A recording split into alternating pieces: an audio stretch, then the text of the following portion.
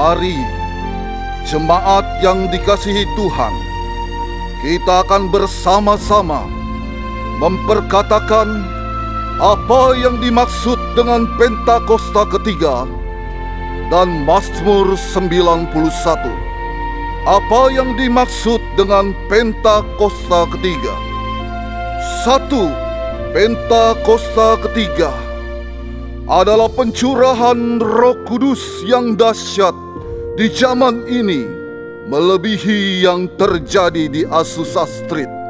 2. Pentakosta ketiga akan mengakibatkan penuaian jiwa yang terbesar dan yang terakhir sebelum Tuhan Yesus datang kembali.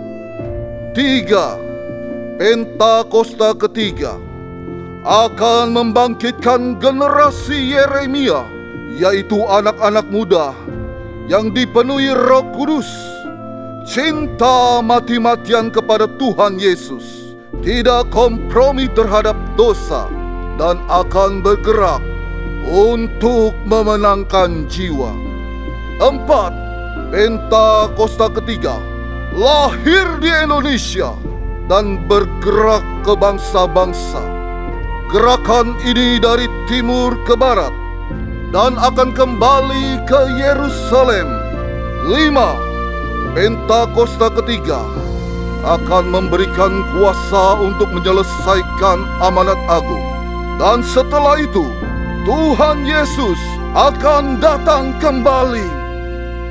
Dan mari bersama kita sepakat dan percaya mendeklarasikan firman Tuhan yang tertulis di Mazmur 91. Dalam lindungan Allah, orang yang duduk dalam lindungan yang maha tinggi dan bermalam dalam naungan yang maha kuasa akan berkata kepada Tuhan, tempat perlindunganku dan kubu pertahananku, Allahku yang kupercayai.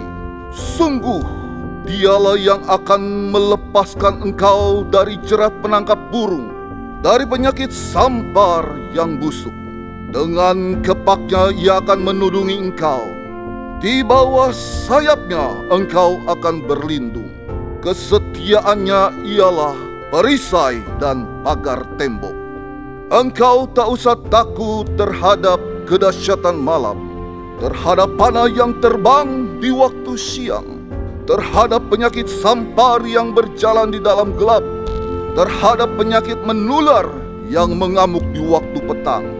Walau 1000 orang rebah di sisimu dan 10.000 di sebelah kananmu, tetapi itu tidak akan menimpamu. Engkau hanya menontonnya dengan matamu sendiri dan melihat pembalasan terhadap orang-orang fasik.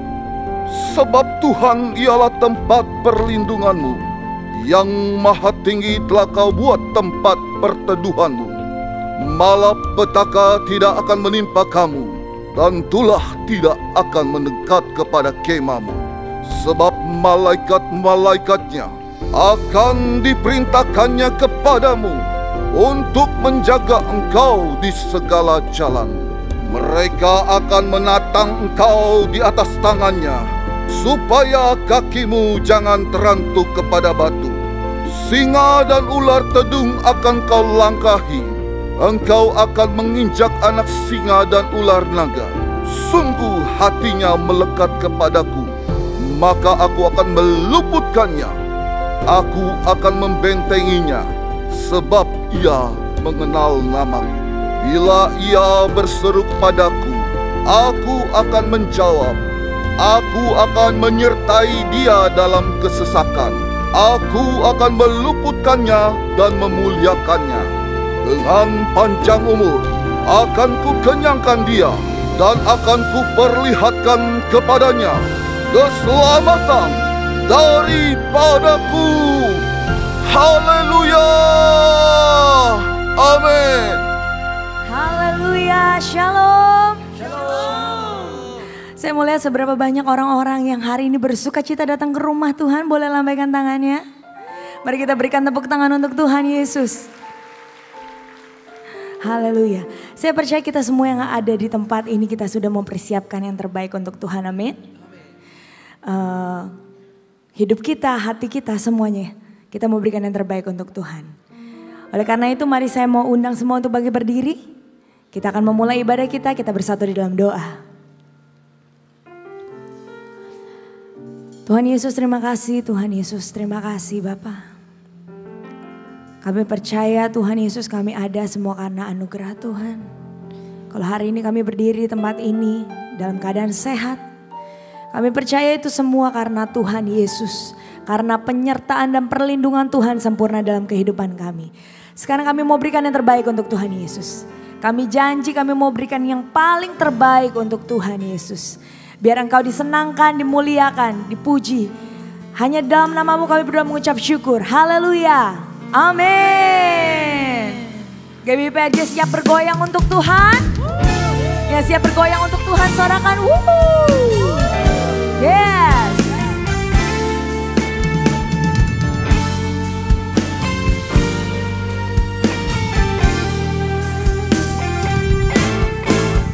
Bila roh Allah ada di dalamku, bukan menari seperti dan menari. Bila roh Allah ada di dalamku, ku kan menari seperti dan menari.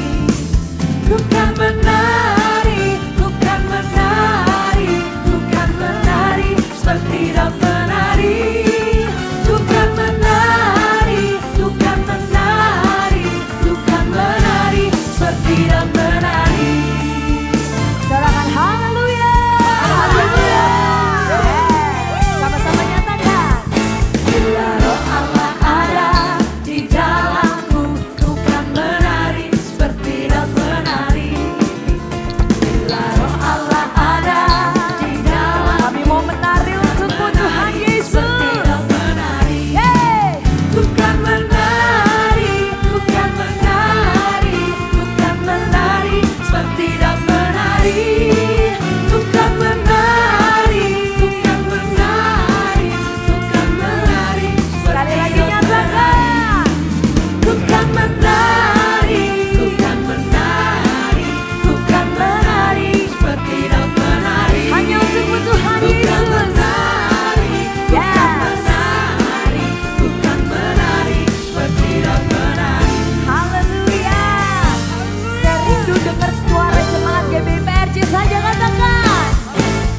Bila roh Allah ada di dalamku, ku kan menari seperti dan menari. Asik, asik. Kami bersuka cita karena Engkau Yesus. Katakan. Ku kan menari, ku kan menari, ku kan menari seperti dan menari. Ku kan menari,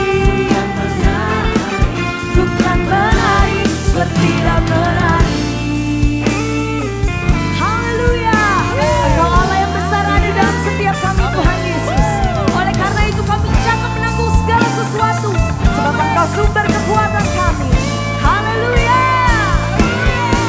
Allah mana yang besar seperti Allah kita? Allah mana yang dahsyat seperti Allah kita? Dia kuat dan berkuasa.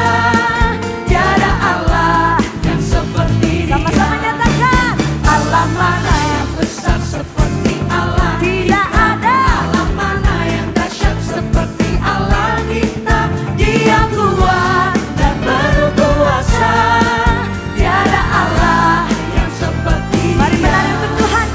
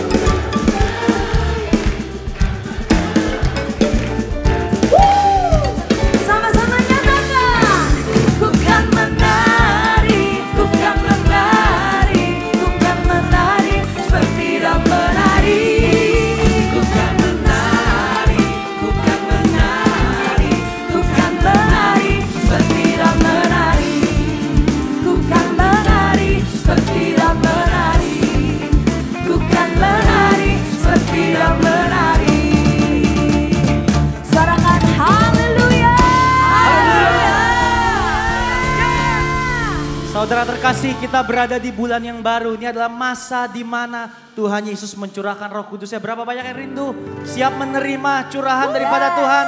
Sorakan haleluya. Boleh kita tepuk tangan bersama, come on. Hey. Sebab mau tidak berkuasa lagi atas setiap kami. Haleluya. Jiwa bebas terlepas, kuasa maut telah terhempas. Nama Yesus. Nama Yesus pemenang, nama Yesus jawara. Maka takkan berhenti berlari sampai akhir. Surga tinggi namanya, surga ajaib namanya. Katakan Roh Kudus. Roh Kudus membakar setiap hati. Amin. Naikkan hujan mujizat terjadi. Sama-sama. Mengalir kuasa-Mu, nyalakan api-Mu, ku nyanyi oh oh oh oh oh oh. Tercurah kuasa-Mu, nyalakan api-Mu, ku nyanyi oh oh oh oh. Keajaiban terjadi. Kami percaya ada keajaiban di gereja kami, Tuhan Yesus. Yes. Saya percaya suaranya bisa lebih keras lagi. Nyatakan. Maka takkan berhenti berlari sampai akhir. Surga tinggi namanya, Surga ajaib. ajaib namanya. Roh Kudus. Roh Kudus membakar setiap kami. Say. Bakar, bakar. Naikkan hujan mujizat terjadi. Come on. Mengalir kuasa-Mu, nyalakan api-Mu, ku nyanyi oh oh oh oh oh. Katakan tercurah. Tercurah kuasa-Mu, nyalakan api-Mu, ku nyanyi oh oh oh. Mari sekali lagi katakan. Mengalir kuasa-Mu, nyalakan api-Mu, ku nyanyi oh oh oh. Mari saling memberkati. Tercurah kuasa-Mu, nyalakan api-Mu, ku nyanyi oh oh. Keajaiban terjadi. Umat-umat yang percaya sorakan yeah. Tepuk tangan semuanya sama buat Tuhan. Haleluya. Hari ini kami buka hati kami. Kami percaya ada kuasa, ada lawatan Tuhan atas kami. Haleluya.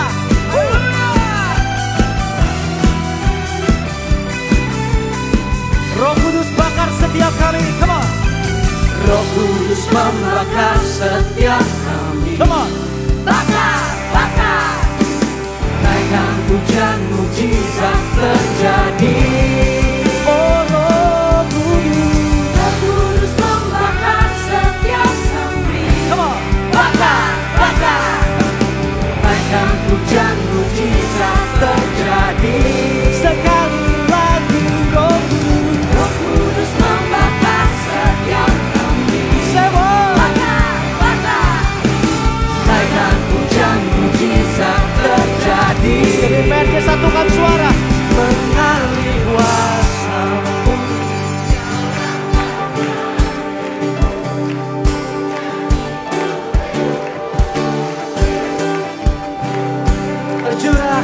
Tercurah kuasa-Mu, nyalakan api-Mu. Saya mau dengar suaranya sampai belakang, Bapak Ibu, come on. Mengalir kuasa-Mu, nyalakan api-Mu, ku nyanyi oh oh oh. Tercurah kuasa-Mu, nyalakan api-Mu, ku nyanyi oh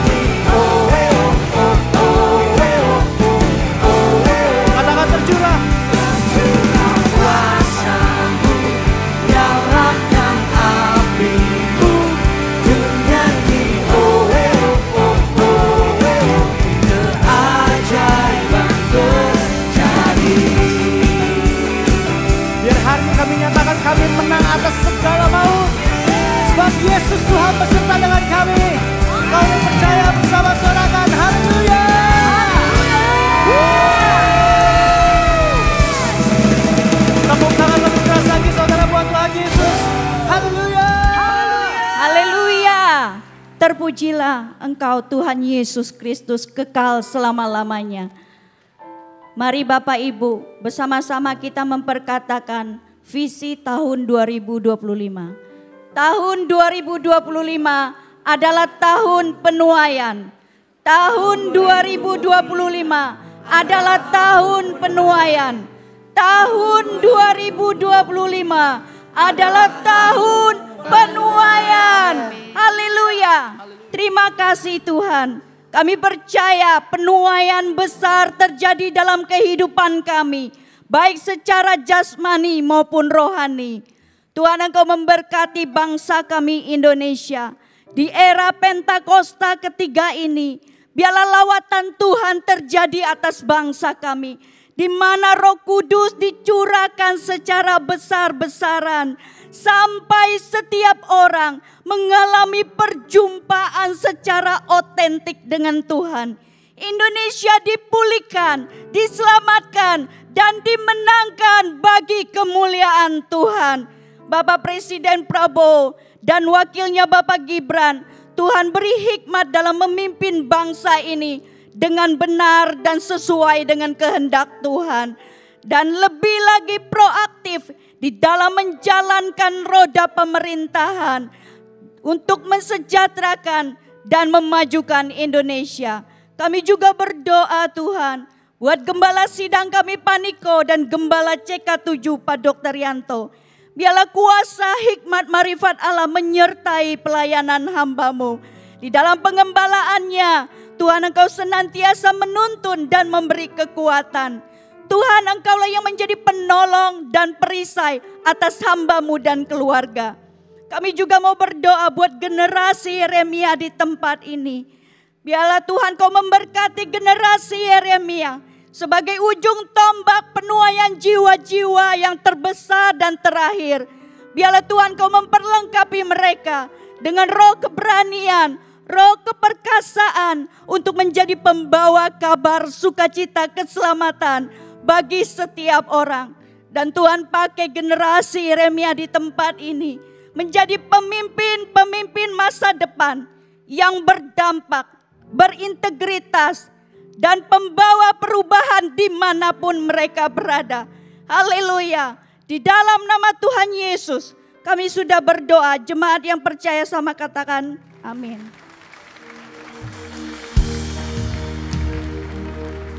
Kami rindu merasakan hadirat-Mu Tuhan. Kami rindu diam dalam dekapan-Mu Roh Kudus.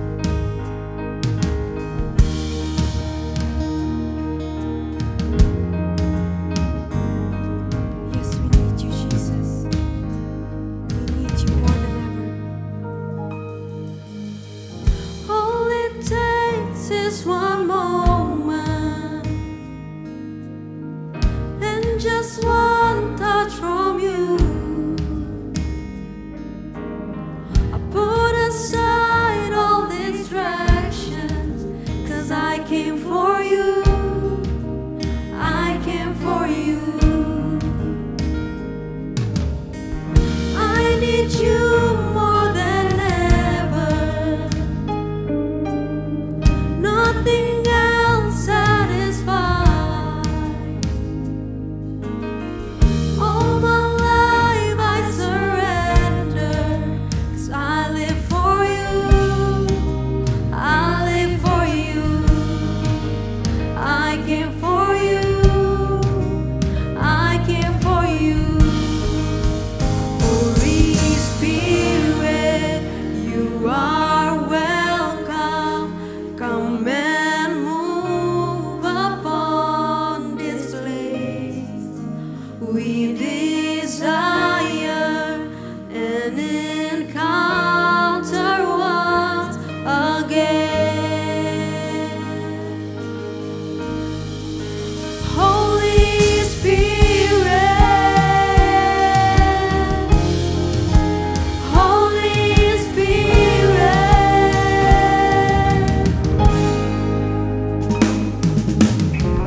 now that my heart is open,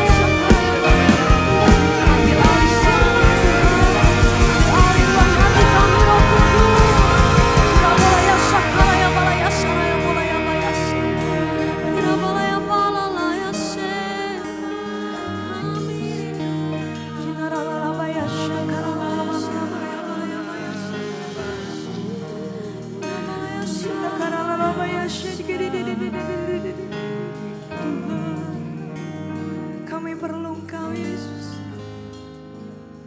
Kami perlu Engkau ya Roh Kudus. Kinararana bayasya.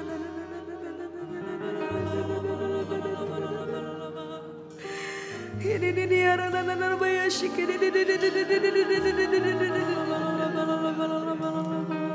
Ini dia rarana bayasya.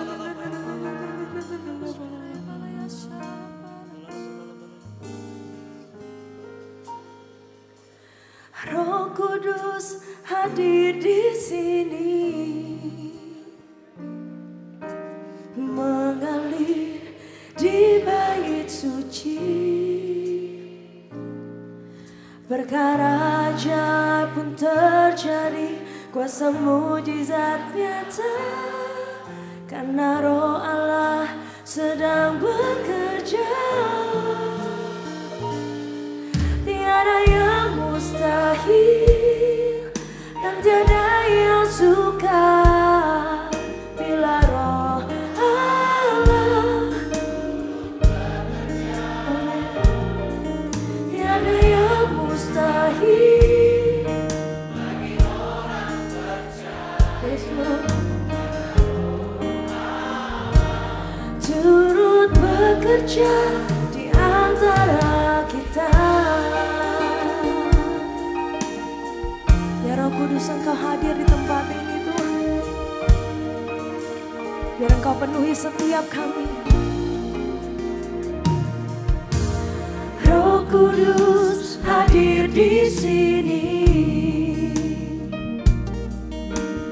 mengalir di bait suci.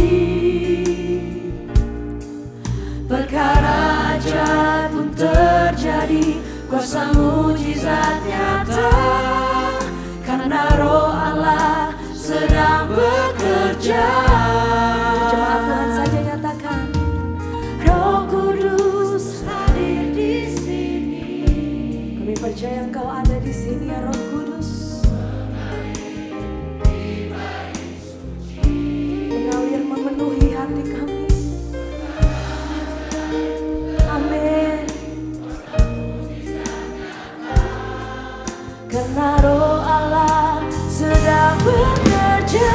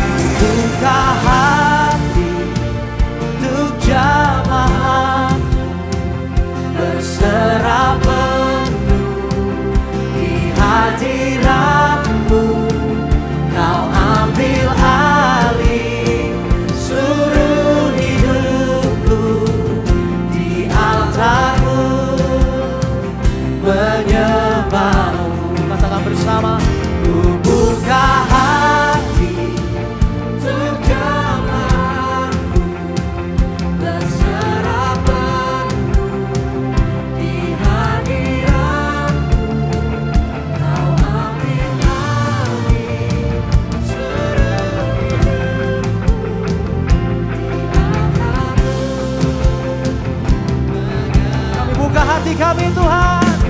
Ku buka hati untuk jamahan-Mu, berserah penuh di hadirat-Mu. Kau alami seluruh hidupku di altar-Mu, menyembah-Mu. Kasih tepuk tangan buat Tuhan Yesus. Angkat tanganmu dan nyatakan, ku buka hati untuk jamahan-Mu, berserah penuh di hadirat-Mu. Kau ambil alih seluruh hidupku di altar-Mu, menyembah. Ku buka hati,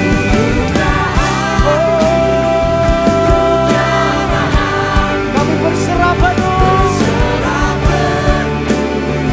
di hadirat-Mu. Kau ambil alih seluruh hidupku di altar-Mu, menyembah-Mu di altar-Mu, menyembah-Mu di altar-Mu.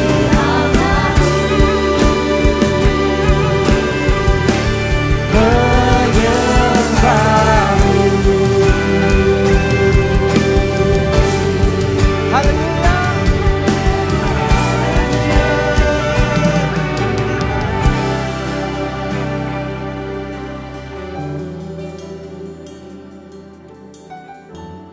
Mari kita tundukkan kepala dan berdoa. Bapa, kami mengucap syukur buat segala kebaikan-Mu di dalam kehidupan kami. Hari ini kami datang di hadapan-Mu Tuhan. Kami hendak mendengarkan sebagian dari pesan firman Tuhan. Kiranya ini semua ya Tuhan bisa kami dengarkan dan kami aplikasikan di dalam kehidupan kami. Bertahtalah di dalam kehidupan kami ya Tuhan, sebab kami ini milik-Mu dan kami tidak ingin dalam kehidupan kami terhilang. Roh Kudus, Engkau menyertai kehidupan kami, keluarga kami ya Bapa, dan kami mau serahkan segala sesuatunya hanya di dalam nama Tuhan Yesus. Haleluya. Amin. Shalom Bapak Ibu Saudara-saudara, kita datang kembali ke hadapan Tuhan melalui ibadah live streaming ini. Dan saya berharap bahwa kita hari ini sama-sama bisa diberkati dengan firman Tuhan yang akan saya sampaikan. Nah, hari ini saya membawakan sebuah pesan firman Tuhan dengan judul Lost Generation, saudara-saudara. Kalau kita berbicara tentang sebuah generasi, itu artinya ada orang-orang yang hidup di waktu yang bersamaan, secara bersama-sama dalam budaya yang hari itu dilewati bersama dengan setiap norma-norma dan peraturan yang ada yang berlaku pada masa itu, dan juga ditandai dengan teknologi apa yang berkembang pada masa itu. Ini sebagai penanda sebuah generasi. Lalu kemudian generasi itu hidup sekitar 20 sampai 30 tahun saudara-saudara. Dan ini dihitung dari bagaimana seorang anak itu lahir, lalu dia bertumbuh, dewasa, dan kemudian dia menikah dan menghasilkan keturunan dari pernikahannya. Nah, ini disebut satu generasi. Karena apa? Mereka akan melahirkan generasi berikutnya. Nah, waktu di dalam kehidupan kita ini terus berjalan. Dalam kehidupan kita yang kita jalani hari ini, suatu saat saudara-saudara hanya akan menjadi sebuah sejarah bagi generasi berikutnya. Artinya apa? Kehidupan yang pernah kita lewati itu hanya bisa dikenang, atau bahkan mungkin bisa saja dilupakan. Dan kita tahu ada istilah yang mengatakan semua akan jaya pada masanya. Nah, saya pertama kali saudara-saudara pegang handphone itu di tahun 2000-an. Ketika itu awal mula handphone itu diciptakan, saya punya Nokia tipe 8210. Nah, waktu itu handphone ini adalah tipe terbaik pada masa itu. Bangganya minta ampun ketika saya pegang handphone ini. Tapi setelah saya ingat-ingat, itu semua hanya jadi kenangan saudara-saudara. Kalau sekarang saya pegang handphone itu sudah tidak menjadi sesuatu kebanggaan. Karena apa? Masanya sudah lewat. Nah, pada masa itu handphone itu diciptakan untuk mempermudah komunikasi. Tapi hari ini sudah beda. Fungsi dari handphone itu sudah berkembang sedemikian rupa, saudara-saudara. Nggak cuma dari untuk komunikasi secara lisan, tapi di dalam handphone itu kita bisa mendapatkan berbagai macam informasi. Mulai dari googling, ChatGPT, AI, lalu kemudian bagaimana medsos itu bisa kita buka melalui handphone, lalu kemudian urusan-urusan perbankan, semua bisa kita masukkan dalam satu ponsel kita. Fungsi dari handphone itu berkembang mengikuti masanya sesuai dengan teknologi yang berkembang pada masa itu. Nah, bagaimana ketika kehidupan manusia ada di tengah-tengah perkembangan dunia? Ketika Allah menciptakan manusia, saudara-saudara, ada maksud dan rencana Allah, di mana Allah itu ingin berpartner dengan manusia, supaya Allah itu bisa berhubungan dengan manusia. Tapi di balik itu ternyata ada kepentingan iblis, saudara-saudara. Dia ingin menggagalkan rencana Allah. Iblis itu inginnya menghancurkan ciptaan Allah dan generasinya dengan melalui bujukan-bujukan dan rayuannya. Supaya apa? Rencana Allah itu tidak tergenapi. Ada aja usaha iblis dari awal mula Allah menciptakan Adam dan Hawa sampai Yesus hadir di muka bumi ini, bahkan sampai hari ini, saudara-saudara. Tapi usaha iblis itu ya itu lagi dan itu lagi. Ada orang-orang yang berhasil dijatuhkan oleh iblis melalui tipu dayanya. Tapi ada juga yang bisa diselamatkan dan tidak taat kepada apa yang iblis mau. Nah, yang perlu kita tahu, saudara-saudara, dalam setiap generasi ke generasi, Allah itu menitipkan sebuah tujuan. Nah, kita baca di dalam Amsal 16 ayat yang keempat. Nah, mari kita baca bersama-sama, saudara-saudara. Tuhan membuat segala sesuatu untuk tujuannya masing-masing. Dikatakan bahkan orang fasik dibuatnya untuk hari malapetaka. Kita sampai hari ini, saudara-saudara, kita ada di sebuah tempat yang disebut dengan gereja. Kita punya sebuah agama yang disebut dengan agama Kristen. Kita masuk di dalam komunitas, di mana kita ini disebut di dalam komunitas kita ini sebagai pengikut Kristus. Tuhan sedang titipkan sesuatu, saudara-saudara. Kita bukan sekedar ke gereja, bukan sekedar hanya main-main di sana, tapi Tuhan titipkan sebuah tujuan. Bagaimana kita ini harus meneruskan kerajaan Allah di muka bumi dan melanjutkan pekerjaan Tuhan sebelum waktunya digenapi.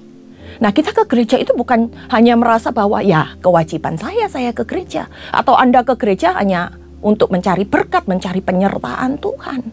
Tapi kita mau lihat, saudara-saudara, di dalam Yohanes 13 ayat yang ke-17 itu dikatakan, jikalau kamu tahu semua ini itu apa? Ketika Yesus datang ke dunia, untuk apa? Fungsinya adalah untuk menyelamatkan manusia. Yesus datang ke dunia untuk apa? Untuk melayani kita. Dan Yesus itu memberikan teladan pola hidup. Itu yang harus kita tahu. Kemudian di kalimat selanjutnya, maka berbahagialah kamu jika kamu melakukannya. Apa yang kita lihat, apa yang kita ketahui, apa yang kita hidupi dari pola hidup yang Yesus ajarkan, kita dikatakan berbahagia kalau kita melakukannya. Nah, ketika Anda tahu apa yang sudah Tuhan lakukan, maka kita juga mengerti apa yang seharusnya kita lakukan untuk Tuhan. Maka berkat-berkat dari Tuhan dikatakan akan mengikuti kehidupan kita. Saudara-saudara, saya melayani Tuhan itu sudah 25 tahun sampai hari ini. Dari awal panggilan saya dipanggil Tuhan sebagai seorang guru sekolah minggu. Kelihatannya itu simpel, saudara-saudara. Tapi selama 25 tahun sampai hari ini masih saya hidupi panggilan saya. Karena saya tahu untuk apa Tuhan menyelamatkan saya. Dan untuk itu saya melayani Tuhan sesuai dengan apa yang jadi maunya Tuhan. Yaitu menyelamatkan generasi, saudara-saudara. Apa yang saya lakukan mungkin sederhana, mungkin simpel. Tapi di situ saya menyatakan kepada mereka tujuan saya hidup untuk Tuhan itu apa. Saya memberikan teladan yang benar dan mereka bisa belajar tentang Yesus melalui kami, para guru-guru sekolah minggu. Lalu kemudian saudara-saudara, kalau kita lihat, kenapa saya harus membawa masalah sekolah minggu, masalah didikan anak ini ke dalam generasi yang terhilang? Nah, saya mau sampaikan satu teori tentang perkembangan anak, mulai dari mereka anak-anak sampai mereka remaja. Kira-kira selama perjalanan tahun ke tahun, kira-kira mereka ini belajar apa tentang tanggung jawab terhadap keyakinan yang mereka miliki dalam kehidupan mereka. Nah, kita mau lihat mulai dari anak 3 sampai 6 tahun, saudara-saudara. Mereka cuman belajar tentang pengertian ini benar, ini salah. Mereka tahunya hanya hal itu. Oh, ini boleh, ini tidak boleh. Lalu kemudian bertumbuh ketika anak itu berusia 6 sampai 8 tahun. Mereka sudah memiliki banyak pertimbangan, saudara-saudara. Bisa memiliki pemikiran sendiri. Tapi hanya didasarkan kepada perbuatan yang baik yang dia lakukan sebagai akibat ketika dia melihat orang lain melakukannya. Nah, di situ mereka menerima pengajaran dan mereka akan belajar secara rutin sampai umur 8 tahun. Kemudian 8 sampai 10 tahun berkembang lagi, saudara-saudara. Mereka akan bisa mengambil peran melalui pencerminan diri, di mana mereka sudah mulai bisa menerima pendapat sudut pandang dari orang lain. Nah, ketika mereka bertumbuh di usia 10 sampai 12, ini biasanya rada sulit anak-anak dibentuk di usia-usia ini, karena mereka sudah mengerti tentang yang namanya motif. Jadi mereka mulai menerapkan apa yang orang lain lakukan pada dirinya, maka mereka akan membalas dengan tindakan yang sama untuk orang tersebut. Ketika mereka melihat mereka itu dikasih, maka mereka akan mengasihi. Ketika mereka melihat bahwa mereka tidak disukai, maka mereka akan melakukan hal-hal yang menunjukkan bahwa mereka juga nggak suka. Lalu di usia 12-15, tentunya mereka sudah mulai memiliki sebuah gambar diri. Di usia 12-15 ini, mereka mulai masuk di dalam kehidupan sosial berkelompok. Di area-area mana mereka bisa tergabung, di area mana mereka bisa merasa nyaman, sehingga mereka bisa mempertimbangkan apa yang baik, tindakan-tindakan apa yang mereka bisa lakukan, dan mereka sudah menyadari arti dari konsekuensi di usia 12-15, karena mereka sudah masuk di masa remaja. Dan di tahun-tahun berikutnya, saudara-saudara, tanggung jawab dari mereka ini semakin bertambah. Dan apa yang mereka lakukan, apa yang mereka keluarkan dari hidup mereka, itu berdasarkan segala sesuatu yang ditanamkan mulai dari mereka kecil, mulai dari keluarga, sampai bagaimana mereka bersosialisasi di luar sana. Untuk itu kita perlu mempersiapkan generasi ini, mulai dari mereka masa kanak-kanak. Karena apa? Karena ada hal-hal baik yang Tuhan mau lakukan untuk sebuah generasi, supaya apa yang Tuhan nyatakan melalui tujuannya itu dapat digenapi melalui kita, saudara-saudara. Tapi di balik itu kita tahu ada keinginan-keinginan iblis melalui hal-hal yang salah, hal-hal yang menyeleweng, yang menyimpang, yang sengaja iblis tawarkan untuk menghalangi manusia menggenapi rencana Tuhan di dalam sebuah generasi. Nah, saya akan bahas dari sebuah perikop dalam kitab Hakim-Hakim, saudara-saudara. Kita akan sama-sama belajar tentang lost generation dari sini.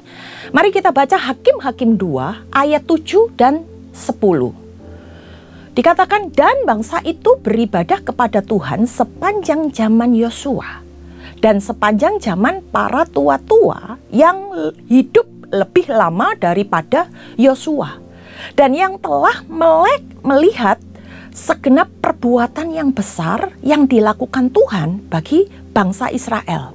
Setelah seluruh angkatan itu dikumpulkan kepada nenek moyangnya, bangkitlah sesudah mereka itu, angkatan yang lain yang tidak mengenal Tuhan, atau perbuatan-perbuatan yang dilakukannya bagi orang Israel.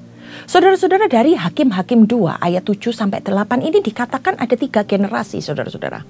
Yang pertama adalah generasi para tua-tua, mereka-mereka yang ada di atas Yosua, mereka-mereka yang sudah tua. Lalu kemudian ada lagi generasi yang selevel dengan Yosua. Lalu yang ketiga, saudara-saudara, disebutkan ada angkatan lain yang terhilang nantinya. Nah, di sini kita mendapati sebuah istilah lost generation atau generasi yang hilang. Nah, istilah ini digunakan untuk menggambarkan sebuah generasi di mana mereka ini sulit menemukan arah kehidupan mereka. Mereka nggak tahu tujuan hidup mereka itu apa. Mengapa? Karena terputusnya sebuah nilai-nilai kehidupan dari generasi sebelumnya, saudara-saudara. Mungkin karena sibuk berperang, orang-orang tua itu lupa untuk mempersiapkan anaknya. Mungkin karena sudah perubahan zaman ketika itu begitu cepat sehingga anak-anak ini ketika menempati tempat yang baru, mereka harus melakukan segala sesuatu yang baru. Mereka tidak dapat menemukan sesuatu yang berharga dari generasi sebelumnya. Karena beda fase, saudara-saudara. Beda peperangannya. Dan mereka tidak melihat ada teladan yang bisa mereka teladani. Sehingga mereka nggak punya arah dan tujuan. Dan mereka sangat takut ketika mereka melangkah. Ini adalah dikatakan kenapa mereka disebut generasi yang terhilang. Nah, siapa saja yang bisa mengalami hal-hal seperti ini? Kalau menurut catatan saya, saudara-saudara, saya melihat dari kitab Hakim-Hakim ini ada disebut setelah zaman Yosua. Mereka dikatakan sebagai angkatan yang terhilang. Lalu kemudian juga pernah ada pada masa generasi pasca Perang Dunia Pertama. Itu juga disebut ada lost generation, di mana mereka merasa kecewa dengan segala sesuatu yang terjadi. Mereka gampang putus asa. Dan yang ketiga, perlu kita waspadai. Apakah hari ini ternyata kita ini ada di fase ini? Mungkin kehidupan kita dengan generasi yang hari ini ada, atau generasi anak-anak kita, atau mungkin generasi cucu kita, kita melihat ada sesuatu yang terhilang dari kehidupan mereka. Nah, saya mau berikan ciri-ciri, saudara-saudara. Ciri-ciri generasi yang hilang itu seperti apa? Yang pertama, mereka yang tidak memiliki tujuan hidup. Mereka nggak tahu hidup ini buat apa. Mereka mungkin merasa bahwa ya saya hidup ya hanya untuk hari ini saja. Apa yang saya lakukan. Tapi mereka nggak punya arah tujuan hidup yang jelas. Untuk apa Tuhan menciptakan mereka? Mereka nggak tahu apa yang mereka capai. Karena mungkin lahir di keluarga yang kaya, lahir di dalam kenyamanan. Sehingga mereka tidak ada fighting spirit. Lalu kemudian yang kedua, ciri generasi yang terhilang selanjutnya adalah bagaimana angkatan ini adalah angkatan yang memiliki perasaan yang terisolasi, saudara-saudara. Mereka tidak memiliki arti di dalam kehidupan ini. Karena apa? Mungkin mereka merasa terputus dari masyarakat. Kehidupan mereka itu terlalu individualis. Mereka tidak punya hubungan yang bermakna dengan orang lain. Karena mereka lebih suka berada di dalam lingkungan sendiri-sendiri. Atau mungkin juga bisa karena ketergantungan pada sesuatu hal. Saudara-saudara terlalu bergantung kepada teknologi atau media sosial. Itu juga menjadi salah satu bagian dari penyebab kesepian. Karena apa? Nggak berhubungan sama orang lain, saudara-saudara. Hanya berhubungan dengan benda mati yang ada teknologinya. Lalu kemudian bagaimana dengan tekanan-tekanan yang ada di dalam dunia hari-hari ini? Mungkin itu tekanan sosial, mungkin itu tekanan ekonomi. Bagaimana kita melihat begitu banyak orang-orang yang ambisius di dalam kehidupannya, sehingga ini membuat pressure buat generasi, buat orang-orang yang ada di sekitar kita. Bagaimana mencapai kesuksesan, kita harus melakukannya dengan segala cara, lalu kemudian target-target yang harus dicapai untuk mungkin bisa menjadi kaya secara instan atau melakukan segala sesuatu dan harus terlihat hebat. Ini semua menyebabkan bagaimana sebuah generasi itu bisa gampang stres, gampang merasa khawatir ataupun cemas. Namun saudara-saudara, dari apapun yang saya sampaikan dengan ciri-ciri generasi yang terhilang ini, setiap generasi itu punya tantangan masing-masing. Tapi mereka juga dikasih sama Tuhan kelebihan masing-masing untuk bisa menyelesaikan masa mereka di dalam generasi mereka. Dan tidak semua generasi muda mengalami kesulitan yang sama. Ketika mereka diajar dengan benar firman Tuhan, ketika mereka diajar bagaimana nilai-nilai kehidupan yang benar, bagaimana mereka memiliki integritas yang ditanamkan dari mereka kecil, mereka punya standar hidup yang kuat, yang benar di dalam Tuhan, maka sampai kapanpun mereka akan tetap berjalan di dalam kebenaran. Nah, dari kisah tentang generasi yang terhilang di kitab Hakim-Hakim ini, saudara-saudara, kita mau sama-sama lihat apa sih yang dilakukan oleh generasi di dalam kitab Hakim-Hakim itu sehingga mereka dikatakan terhilang. Nah, mari sama-sama kita lihat, saudara-saudara. Yang pertama saya katakan bahwa mereka bisa terhilang karena mereka meninggalkan Tuhan. Nah, kita baca di dalam Hakim-Hakim 2 ayat yang ke-12. Mereka meninggalkan Tuhan, Allah nenek moyang mereka yang telah membawa mereka keluar dari tanah Mesir, lalu mengikuti Allah lain dari antara Allah bangsa-bangsa di sekeliling mereka dan sujud menyembah kepadanya, sehingga mereka menyakiti hati Tuhan. Saudara-saudara, mereka meninggalkan Tuhan. Artinya apa? Mereka tidak setia mengikut Tuhan. Mengikut Tuhan itu harus disertai, harus dikaitkan dengan kesetiaan, saudara-saudara. Kita bisa setia pada seseorang ketika kita kenal siapa orang ini. Dan kita punya pengalaman-pengalaman yang baik bersama orang ini. Sesuatu yang mengesankan sehingga kita tahu saya membutuhkan sosok ini, saya membutuhkan orang ini untuk berada di samping dan menjalani kehidupan bersama. Nah, ketika kita setia mendampingi dan hidup bersama, maka disitulah saudara-saudara ada satu bonding. Nah, hubungan sama Tuhan pun sama, saudara-saudara. Kita bisa setia sama Tuhan apabila kita punya pengetahuan yang benar sama Tuhan. Kalau Anda nggak pernah baca Alkitab, kalau Anda nggak pernah mendengarkan khotbah yang benar, bagaimana Anda bisa memiliki pengetahuan dengan Tuhan? Untuk tidak meninggalkan Tuhan, Anda harus punya yang namanya pengalaman-pengalaman bersama dengan Tuhan. Ketika Anda berdoa kepada Tuhan, apakah Anda memiliki experience bersama Tuhan? Anda merasakan kedekatan bersama dengan Tuhan. Ini adalah sesuatu yang mengesankan ketika kita bersama dengan Tuhan dan kita tahu, saya tidak dapat hidup tanpa Tuhan. Nah, melalui ayat ini kita diingatkan, Tuhan itu membawa bangsa Israel keluar dari tanah Mesir. Apa arti dari Mesir? Mesir itu adalah perbudakan, saudara-saudara. Karena di Mesir mereka dikuasai oleh bangsa lain. Dan dikatakan mereka menderita sebagai budak di tanah Mesir. Dan Tuhan mau melepaskan mereka dari setiap hal-hal yang membuat mereka menderita. Selain itu, Tuhan tidak mau mereka terkhamiri dengan godaan-godaan untuk menyembah dewa-dewa yang ada di Mesir.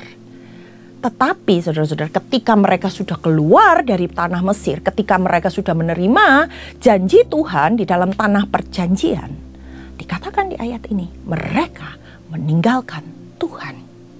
Nah, saya mencari sebuah ayat, saudara-saudara, saya dapatkan dari Galatia 4 ayat yang ke-9. Ini Tuhan sedang kasih kita sebuah statement. Tetapi sekarang sesudah kamu mengenal Allah, atau lebih baik, sesudah kamu dikenal oleh Allah, bagaimanakah kamu bisa berbalik lagi kepada roh-roh dunia yang lemah dan miskin dan mulai memperhambakan diri lagi kepadanya? Saudara-saudara, ayat ini mengingatkan, jangan pernah kita meninggalkan Tuhan atau lupa dengan apapun yang sudah Tuhan perbuat dan kerjakan dalam hidup kita. Kita ini sudah menerima kasih karunia. Dan untuk itu dimanapun kita berada, kita itu diciptakan Tuhan untuk menjadi terang yang bercahaya. Kita bisa membawa pengaruh buat lingkungan sekitar kita. Untuk itu jangan terbawa kepada pengaruh yang ada di luar sana yang bisa menjauhkan kita dari Allah. Allah itu adalah Allah yang pencemburu, saudara-saudara. Sehingga jangan mencintai apapun melebihi Tuhan, apalagi sujud menyembahnya. Nah, segala sesuatu yang mengikat kehidupan kita selain hubungan kita dengan Tuhan itu harus dilepaskan. Karena apa? Tuhan mau kita melepaskan sesuatu yang salah. Dan Tuhan mau membimbing kita supaya kita tidak tersesat pada sesuatu yang salah. Bangun hubungan yang benar dengan Tuhan. Dan milikilah pengetahuan-pengetahuan yang benar. Cari pengalaman-pengalaman yang mengesankan bersama dengan Tuhan. Supaya apa? Kita bisa menjaga setiap part di dalam waktu demi waktu. Supaya kita bisa setia mengikut Tuhan sampai akhir hidup kita. Lalu yang kedua, saudara-saudara. Mengapa generasi di dalam hakim-hakim ini dikatakan terhilang? Karena Tuhan menyerahkan mereka kepada apa yang mereka sukai. Nah, Hakim-Hakim 2 ayat yang ke-14 menyampaikan, maka bangkitlah murka Tuhan kepada orang-orang Israel. Ia menyerahkan mereka ke dalam tangan perampok dan menjual mereka kepada musuh di sekeliling mereka.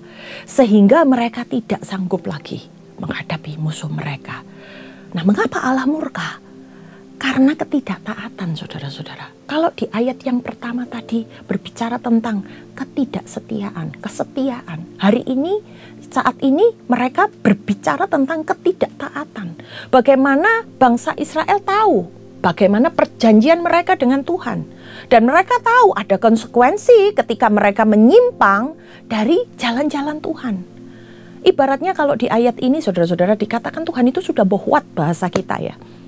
Seolah-olah Tuhan membiarkan mereka hidup di dalam dosa. Itu paling menakutkan, saudara-saudara. Kalau di dalam hidup ini kita melakukan hal yang salah, tapi Tuhan diam. Kita didiemin sama Tuhan. Nggak ditegur, nggak dihajar, tapi seolah-olah di silent treatment sama Tuhan. Nah, itu sesuatu yang mengerikan, saudara-saudara. Dosa itu bisa membawa kita masuk di dalam yang namanya perbudakan. Bukankah bangsa Israel itu dikeluarkan dari perbudakan? Kenapa ketika mereka sudah menduduki tempat perjanjian, mereka justru diperbudak oleh dosa yang lain, saudara-saudara? Nah, kita menanggung sendiri akibat dari dosa, akibat dari penyimpangan-penyimpangan yang kita lakukan. Dalam Roma 1 ayat 24 dikatakan, karena itu Allah menyerahkan mereka pada keinginan hati. Keinginan hati yang jahat, yang penuh dengan dosa, mereka diserahkan kepada kecemaran, sehingga mereka saling mencemarkan tubuh mereka. Saudara-saudara, ketika dosa itu mulai masuk dalam hidup kita, maka otomatis kita itu sudah berjalan ke arah yang salah. Mungkin Anda bilang, enggak Bu, saya enggak ditegur Tuhan. Ya karena Tuhan diem. Enggak Bu, saya nyaman-nyaman aja, saya masih tetap diberkati karena Tuhan diem. Tapi ingat, ini adalah hal yang tidak baik. Ketidaktaatan ini akan menjerumuskan Anda pada kebinasaan. Dan dosa yang terus-menerus kita lakukan, itu akan menyebabkan keterikatan dalam hidup kita. Ini yang disebut dengan keinginan hati. Ingin secara terus-menerus. Nah, dari sini kita diingatkan, saudara-saudara. Tanpa Tuhan, kita itu nggak sanggup menjalani kehidupan dengan benar. Karena hidup kita ini rentan tanpa penyertaan Tuhan. Nah, jangan sepertinya kita itu hidup di dalam Tuhan sebagai jemaat Tuhan, atau bahkan mungkin kita sudah melayani Tuhan, tapi dosanya jalan terus. Karena ingat, saudara-saudara, segala sesuatunya itu ada konsekuensinya, apalagi dosa. Lalu kemudian yang ketiga, saudara-saudara, hal yang ketiga, mengapa mereka itu dikatakan terhilang? Karena mereka ini kebal terhadap peringatan-peringatan hamba-hamba Tuhan. Dikatakan hakim-hakim yang ada pada masa itu. Apa yang disampaikan oleh hamba Tuhan tidak mempan. Masuk telinga kiri, keluar telinga kanan. Nah, dikatakan di dalam Hakim-Hakim 2 ayat 18-19. Setiap kali apabila Tuhan membangkitkan seorang hakim bagi mereka, maka Tuhan menyertai hakim itu dan menyelamatkan mereka dari tangan musuh mereka selama hakim itu hidup. Sebab Tuhan berbelas kasihan mendengar rintihan mereka karena orang-orang yang mendesak dan menindas mereka. Tetapi apabila hakim itu mati, kembalilah mereka berlaku jahat. Lebih jahat dari nenek moyang mereka dengan mengikuti Allah lain, beribadah kepadanya dan sujud menyembah kepadanya. Dalam hal apapun, mereka tidak berhenti dengan perbuatan dan kelakuan mereka yang tegar itu. Saudara-saudara, Tuhan itu padahal sangat mengasihi bangsa Israel. Dia tidak hanya ingin menyertai bangsa itu, tapi dia memberikan segala yang terbaik yang mereka perlukan. Termasuk apa? Orang-orang yang bisa membimbing mereka. Di mana mereka, orang-orang ini diminta untuk memimpin mereka, untuk menjagai bangsa Israel. Tapi dari ayat ini kita lihat betapa bandelnya bangsa Israel. Betapa mereka itu susah untuk tunduk kepada sebuah otoritas. Nah, dikatakan bahkan di dalam Kisah Para Rasul, saudara-saudara, 13 ayat yang ke-20. Selama kira-kira 450 tahun, sesudah itu ia memberikan mereka hakim-hakim sampai pada zaman Nabi Samuel. Jadi ketika itu mereka nggak ada pemimpinnya, tapi Tuhan memberikan hakim-hakim dan kemudian nabi. Hakim-hakim ini dikirimkan sama Tuhan itu bergantian. Untuk ngapain? Untuk memimpin mereka, mengingatkan mereka, menasehati mereka, menegur mereka. Tapi mereka masih tetap aja jatuh bangun di dalam dosa. Nah, ketika seseorang itu jatuh di dalam dosa, saudara-saudara, maka yang mereka alami apa? Penindasan. Karena terikat. Jadi mereka harus menderita karena dosa yang mereka lakukan. Nah, kalau mereka sadar, oh, saya banyak melakukan dosa, lalu dengan kesadaran mereka mau bertobat, maka Tuhan bisa membebaskan mereka. Dan hakim-hakim ini digunakan sama Tuhan untuk menyelamatkan umatnya. Itu dari generasi ke generasi. Yang satu mati dibangkitkan yang lain, yang satu mati dibangkitkan yang lain. Nangkep nggak dari sini? Apa tugas kita? Dari generasi ke generasi. Nah, tapi saudara-saudara, melalui ayat ini kita tahu kemampuan dari para hakim itu terbatas. Kemampuan dari hamba-hamba Tuhan itu terbatas. Dan tugas kami sebagai hamba Tuhan itu hanya sementara. Hanya satu generasi. Untuk itu perlu yang namanya kuasa Tuhan dalam hidup manusia. Karena kuasa Tuhan itu eternity, saudara-saudara, tidak terbatas. Dan kasih Tuhanlah yang sanggup menyelamatkan kehidupan kita. Nah, kalau tadi disebutkan tugas seorang hakim itu adalah memperingatkan mereka supaya mereka tidak melanggar, supaya mereka dijauhkan dari dosa, lalu mengembalikan mereka kepada jalan hidup yang benar, dan bagaimana mereka harus hidup mengandalkan Tuhan. Tapi yang paling penting, saudara-saudara, respon dari orang-orang tersebut. Apakah mereka mau dipulihkan dari dosanya? Apakah mereka mau menyadari bahwa ini adalah dosa dan saya tidak boleh hidup di dalam dosa? Karena ketika mereka tersadar dan mereka bertobat, baru mereka bisa dipulihkan oleh Tuhan. Untuk itu jangan mengeraskan hati. Ketika mungkin kita mengalami teguran dari Tuhan, ketika mungkin kita sedang dididik melalui proses yang Tuhan izinkan melalui hamba-hambanya. Karena semuanya itu mendatangkan kebaikan di dalam kehidupan kita. Bagaimana respon kita itu akan menentukan masa depan kita. Lalu yang keempat, yang terakhir, mengapa mereka dikatakan terhilang? Dari ayat selanjutnya kita akan belajar bahwa mereka itu sedang diuji oleh Tuhan untuk memurnikan hati mereka. Kita baca dalam Hakim-Hakim 2 ayat 22. Supaya dengan perantaraan bangsa-bangsa itu aku mencobai orang Israel. Apakah mereka tetap hidup menurut jalan yang ditunjukkan Tuhan seperti yang dilakukan oleh nenek moyang mereka atau tidak? Ketika mereka menduduki tanah Kanaan ini, saudara-saudara, memang masih ada orang-orang asli dari tanah Kanaan itu yang masih tetap tinggal bersama dengan mereka. Jadi tidak ikut diusir atau dibinasakan, saudara-saudara. Kenapa hal itu terjadi? Ternyata untuk menguji apakah di tengah budaya yang berbeda, di tengah kepercayaan yang berbeda, mereka masih memiliki kesatuan dengan Tuhan. Apakah mereka masih setia mengikut Tuhan? Jadi cobaan itu dengan sengaja Tuhan berikan justru untuk menguji ketahanan iman mereka. Supaya mereka itu bisa tahu seberapa murni hatiku di hadapan Tuhan. Nah, kita baca di dalam Amsal yang ke-10, saudara-saudara. Amsal 10 ayat yang ke-29. Dikatakan, jalan Tuhan adalah perlindungan bagi orang yang tulus, tetapi kebinasaan bagi orang yang berbuat jahat. Untuk bisa mendapatkan janji Allah, saudara-saudara, maka harus ada ketaatan ketika kita menghidupi perintah-perintah Tuhan. Dan bagaimana keseharian kita, gaya hidup kita, itu harus disesuaikan dengan maunya Tuhan. Kita hidup ini gak sendirian, saudara-saudara.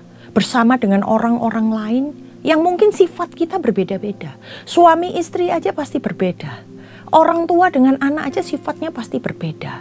Kita keluar di dalam dari keluarga ke dalam sebuah gereja, di dalam pelayanan kita bertemu dengan macam-macam tipikal orang, saudara-saudara. Semuanya memiliki perbedaan. Tapi bagaimana kita bisa bertahan dan tetap menjalankan kebenaran itu yang Tuhan inginkan dalam hidup kita. Karena itu, ketika kita mengalami perbedaan, ketika kita mengalami gesekan, justru karakter kita sedang dibentuk oleh Tuhan. Ada hal yang mau Tuhan ubah, sesuatu yang buruk dalam kehidupan kita. Selain kelebihan kita itu sadar, saudara-saudara, bahwa kita ini punya kelemahan-kelemahan yang memang harus diminimalisir, bahkan dibuang. Nah, Tuhan sedang membentuk kita melalui segala sesuatu yang berbeda. Akan menjadi seperti apa saya nanti? Kita harus membangun hidup kita semakin serupa dengan Kristus. Ada syarat untuk kita boleh menikmati berkat Tuhan. Nah, supaya tidak menjadi generasi yang terhilang, kita harus menghidupi tujuan Tuhan. Karena ternyata ada tujuan di balik setiap tantangan, setiap jalan-jalan yang kita hadapi, yaitu melatih kita untuk berjuang di dalam jalannya Tuhan. Nah, yang terakhir di dalam Hakim-Hakim, saudara-saudara, ini inti dari apa yang saya sampaikan. Kita baca di dalam Hakim-Hakim 3 ayat yang kedua. Maksudnya hanyalah supaya keturunan-keturunan orang Israel yang tidak mengenal perang, mereka yang tidak mengenal susahnya kehidupan di dalam peperangan, yang sudah dilatih berperang oleh Tuhan. Saudara-saudara, hari-hari ini saudara, kita perlu melatih generasi ini untuk mereka bisa menyelesaikan bagian mereka. Tuhan sudah membekali mereka dengan segala yang terbaik. Tinggal kita melakukan peran kita masing-masing. Ketika kita membina mereka, ketika kita ada di sekitar mereka, berikan teladan-teladan yang baik. Dan saya mencatat take home message yang bisa kita sama-sama simpan dan lakukan. Kita semua hidup di sebuah generasi. Untuk itu lakukan segala sesuatu yang bisa kita lakukan buat Tuhan dengan kesetiaan. Milikilah pengetahuan dan pengalaman bersama Tuhan. Jangan sampai murka Tuhan itu turun atas hidup kita, karena akan ada konsekuensi, saudara-saudara, yang harus kita tanggung di balik dosa. Lalu kemudian catatan, perhatikan setiap pengajaran, setiap peringatan yang disampaikan oleh hamba-hamba Tuhan, supaya kita bisa terlepas dari ikatan-ikatan dosa yang menguasai kehidupan kita. Dan kita bisa melewati setiap ujian-ujian yang Tuhan nyatakan untuk memurnikan hati kita, sehingga kita bisa menjadi orang yang hidup di dalam kemenangan. Ada tujuan Tuhan yang kita hidupi dalam generasi ini, dan kita harus wariskan kepada generasi berikutnya. Untuk itu ada bagian yang harus kita jalani, dan ada bagian yang harus kita lakukan. Nah, sebelum mereka yang tidak mengenal Tuhan itu bisa percaya sama Tuhan, mereka harus melihat dulu apakah hidup kita sebagai orang percaya layak untuk dipercaya. Satu ayat penutup, saudara-saudara, kita baca di dalam Amsal 22 ayat yang ke-6. Dikatakan, didiklah orang muda menurut jalan yang patut baginya, maka pada masa tuanya pun ia tidak akan menyimpang daripada jalan itu. Demikian firman Tuhan yang bisa saya sampaikan. Mari kita tundukkan kepala dan berdoa. Bapa, kami bersyukur dengan segala sesuatu yang Tuhan nyatakan. Kami tahu Tuhan, kami ada di generasi ini ya Bapa. Izinkan kami bukan hanya berjaga-jaga atas hidup kami, tapi kami bisa menyelesaikan tujuan kami di dalam Tuhan. Engkau yang menyertai kami, Engkau yang membimbing kami ya Tuhan, Engkau yang menyediakan segala sesuatu ya Tuhan, yang bisa membawa kami kepada jalan yang benar ya Bapa. Kami percaya ya Tuhan, generasi ini akan menjadi generasi yang diselamatkan oleh Tuhan.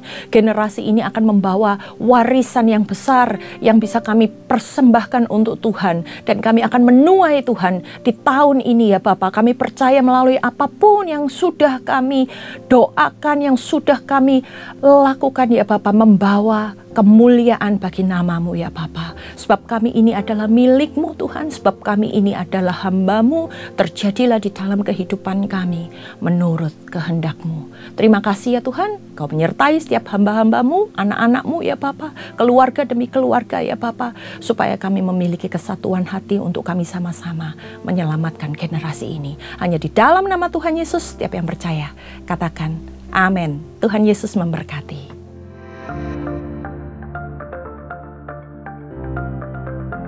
Shalom.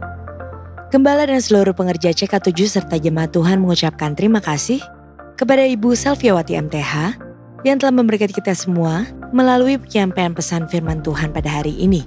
Tuhan Yesus memberkati Ibu dan keluarga berlimpah-limpah. Amin. Berikut kami sampaikan beberapa pengumuman. Ibadah Raya via live streaming hari Minggu 15 Juni 2025 pukul 7, 9, 11.30, 14 dan 16.30 waktu Indonesia Barat akan dilayani oleh Gembala Sidang Bapak Pendeta Dr. Insinyur Niko Nyoto Raharjo dan disertai dengan perjamuan kudus. Ibadah Raya hari Minggu tanggal 15 Juni 2025 diadakan di GBPRJ pukul 7 dan 9 waktu Indonesia Barat dilayani oleh Pastor Randy Junedi. Pukul 11.30 waktu Indonesia Barat dilayani oleh Evangelis Indri Pardede. Pukul 16.30 waktu Indonesia Barat dilayani oleh Pendeta Robertus Purwadi SSPD. GBPRJ Mandarin pukul 9 waktu Indonesia Barat dilayani oleh Pastor Alan Low. GB Intercon pukul 7, 9 dan 11 waktu Indonesia Barat dilayani oleh PDP Rita Arifin. Pukul 16 waktu Indonesia Barat dilayani oleh Evangelis Indri Pardede. Pukul 18 waktu Indonesia Barat dilayani oleh Bapak Sofyan Wijaya. GB St. Moritz pukul 9 dan 11 waktu Indonesia Barat dilayani oleh Pendeta Stefan J. Saputra SMTH. Pukul 13 waktu Indonesia Barat dilayani oleh PDP Haryanto Cito Harjoyo. Pukul 15 dan 17 waktu Indonesia Barat dilayani oleh PDP Sudi Tandi. GBPRJ Pluit pukul 9, 11 dan 16.30 waktu Indonesia Barat dilayani oleh PDP Tirsa Juliana. GBHCR pukul 8 dan 10 waktu Indonesia Barat dilayani oleh PDP Ruth Sujarwo. GBI Am Sutra Mall pukul 7, 9 dan 11 waktu Indonesia Barat dilayani oleh PDP Hartono. Pukul 13, 15 dan 17 waktu Indonesia Barat dilayani oleh PDP Tin Setiawati. Ibadah Raya Onsite di atas disertai juga dengan ibadah pemuda dan anak. Ibadah tayang ulang atau rerun yang dilakukan secara onsite untuk ibadah Pandaren Service dan 2PM yang profesional dan couple service dapat diikuti melalui YouTube channel GBPRJ CK7. Untuk persembahan umum atau kolekte, perpuluhan jemaat, ucapan syukur dan lain-lain dapat dilakukan melalui e-banking, mobile banking, ATM, maupun online di website rekening persembahan CK7, BCA Cabang Tamrin dengan nomor account 206 333 8222 atas nama GBPRJ.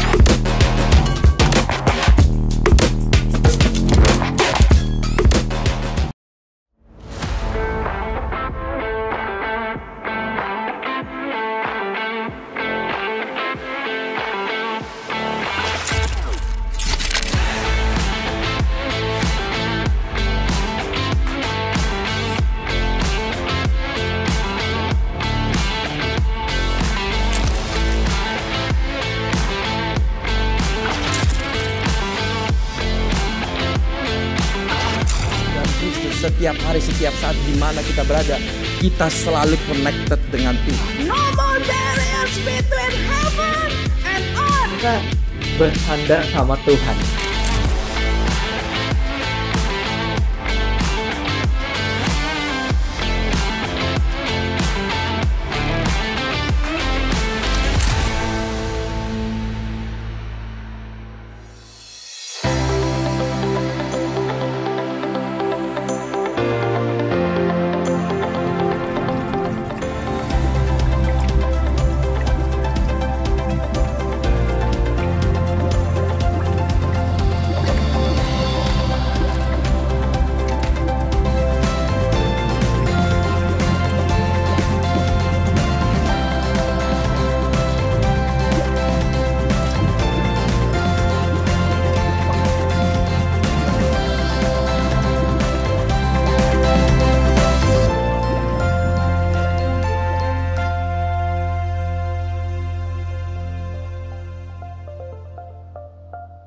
Sehubungan dengan libur nasional Tahun Baru Islam, maka diinformasikan sebagai berikut. Doa Fajar, Bible Study, dan kantor OTP wilayah Timur dan Barat pada hari Jumat dan Sabtu, tanggal 27 dan 28 Juni 2025 diliburkan. Dan aktif kembali pada hari Senin, 30 Juni 2025. Menara doa 24 jam, tetap aktif seperti biasa. Berikut kami informasikan pasangan dari Jemaat GBPRJ Grup CK7 yang akan melangsungkan pemberkatan nikah. Apabila dari Bapak Ibu ada yang keberatan atas informasi tersebut, harap dapat segera menghubungi PDP Grace Natalia di nomor WA 0856 8505 054. Untuk info lengkap seluruh kegiatan GBPRJ CK7, maka Bapak Ibu dapat follow sosial media GBPRJ baik di Instagram, TikTok maupun Facebook. Sekian pengumuman pada hari ini, terima kasih atas perhatian Bapak Ibu sekalian, Tuhan Yesus memberkati. Terimalah berkat yang berlimpah-limpah dari Allah Bapa, kasih karunia di dalam anaknya yang tunggal, Yesus Kristus. Persekutuan yang manis dengan Roh Kudus menyertai kita mulai saat ini, sampai Tuhan Yesus datang untuk kedua kalinya, menjemput kita di awan-awan yang permai, bahkan untuk selama-lamanya. Semua yang percaya katakan amin. Shalom saudara, sebagai insan Pentakosta, apakah kita sudah memiliki pemahaman yang benar tentang baptisan Roh Kudus? Dan mengapa kita perlu mengalami baptisan Roh Kudus? Dalam Voice of Pentecost kali ini, kita akan mempelajari bahwa baptisan Roh Kudus itu sangat penting. Baptisan Roh Kudus bukan saja sangat penting bagi pertumbuhan iman kita, tetapi juga sangat penting untuk menggenapi amanat agung Tuhan Yesus. Dalam pengakuan iman GBI disebutkan bahwa baptisan Roh Kudus adalah karunia Tuhan untuk semua orang yang telah disucikan hatinya. Tanda awal baptisan Roh Kudus adalah berkata-kata dengan bahasa roh sebagaimana diilhamkan oleh Roh Kudus. Baptisan Roh Kudus yang dimaksud adalah pengalaman dipenuhi oleh Roh Kudus setelah seseorang lahir baru atau menerima keselamatan seperti yang dialami oleh murid-murid Yesus. Berbahasa roh adalah tanda awal seseorang dibaptis Roh Kudus. Ini adalah pemberian dari Bapa kepada setiap orang percaya yang mau dan membuka hatinya. Sedikitnya ada dua manfaat kita mengalami baptisan Roh Kudus dan berbahasa roh. Pertama, kita akan hidup semakin intim dengan Bapa dan menjadi kuat di dalam Dia. Berbahasa roh dapat membuat kita lebih intim dalam persekutuan dengan Bapa. Dalam Roma 8 ayat 26, Paulus berkata bahwa roh itu membantu kita di dalam kelemahan kita berdoa. Ketika kita berdoa dengan akal budi, mungkin ada hal-hal yang tidak terucap atau keluhan-keluhan yang tidak tersampaikan. Nah, berbahasa roh mengeluarkan keluhan-keluhan terdalam kepada Bapa secara langsung. Bukankah ini sebuah persekutuan yang indah? Berbahasa roh juga penting dalam membangun kekuatan rohani kita. 1 Korintus 14 ayat 4 mengatakan, siapa yang berkata-kata dengan bahasa roh, ia membangun dirinya sendiri. Berbahasa roh itu seperti membangun kekuatan rohani dari dalam, membangun iman kita. Kalau iman kita kuat, rohani kita kokoh dari dalam, maka serangan dan tekanan apapun dari luar sanggup kita hadapi. Seperti Paulus yang mengalami banyak tekanan dan penderitaan dalam melayani Tuhan. Dia bisa kuat menghadapi itu semua karena hidupnya yang dipenuhi Roh Kudus, memberikan kekuatan dari dalam untuk terus melayani. Manfaat yang kedua, kita mendapatkan kuasa serta keberanian untuk menginjil dan menyelesaikan amanat agung. Dalam kitab Kisah Para Rasul ada pola yang berulang-ulang terlihat. Orang yang dipenuhi Roh Kudus diberi keberanian untuk menginjil. Kisah Para Rasul pasal 4 mencatat Petrus dalam kepenuhan Roh Kudus bersaksi dengan berani mengenai Yesus di sidang Mahkamah Agama. Sidang itu melihat keberanian Petrus dan Yohanes. Sesudah insiden di sidang itu, para murid berkumpul untuk berdoa dan dicatat mereka semua penuh dengan Roh Kudus, lalu mereka memberitakan firman Allah dengan berani. Wow, para murid yang dipenuhi Roh Kudus bukan saja diberi kuasa untuk melakukan tanda dan mujizat, tetapi diberi keberanian untuk memberitakan firman Allah.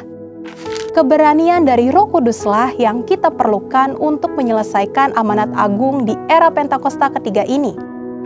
Roh Kudus punya kuasa yang besar dalam hidup kita. Yesus sendiri memberi peringatan keras kepada mereka yang menghujat Roh Kudus. Dalam Matius 12 ayat 32. Kata menghujat di sini memiliki arti sempit dan arti luas. Dalam arti sempit, penghujat digambarkan sebagai mereka yang tidak percaya kepada kuasa Roh Kudus, sehingga di dalam hidupnya kerap merendahkan dengan kata-kata dan perbuatan. Arti luas dari menghujat adalah saat seseorang menolak karya Roh Kudus dalam hidupnya. Dia mungkin melihat tanda dan mujizat dilakukan, pemberitaan Injil diberikan, tetapi hatinya terus-menerus menolak suara Roh Kudus.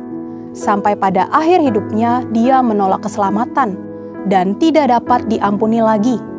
Jangan sampai kita mendukakan Roh Kudus apalagi menghujatnya. Mungkin ada saudara yang bertanya, bagaimana caranya agar saya bisa dibaptis Roh Kudus dengan tanda awal berbahasa roh? Caranya adalah dengan meminta kepada Bapa di surga dalam nama Yesus. Yesus berkata, "Jika kamu yang jahat tahu memberi pemberian yang baik kepada anak-anakmu, apalagi Bapamu yang di sorga, Ia akan memberikan Roh Kudus kepada mereka yang meminta kepadanya." Jadi, pertanyaannya bukanlah haruskah kita dibaptis Roh Kudus, tetapi maukah kita dibaptis Roh Kudus? Mari, biarlah hidup kita dipenuhi Roh Kudus. Roh Kudus membuat kita intim dengan Bapa dan memberi kita keberanian untuk menyelesaikan amanat agung di era Pentakosta ketiga. Saudara, untuk penjelasan lebih lengkapnya dari tim teologi kami, silakan untuk buka link yang ada di atas atau scan QR Code yang tersedia. Tuhan Yesus memberkati.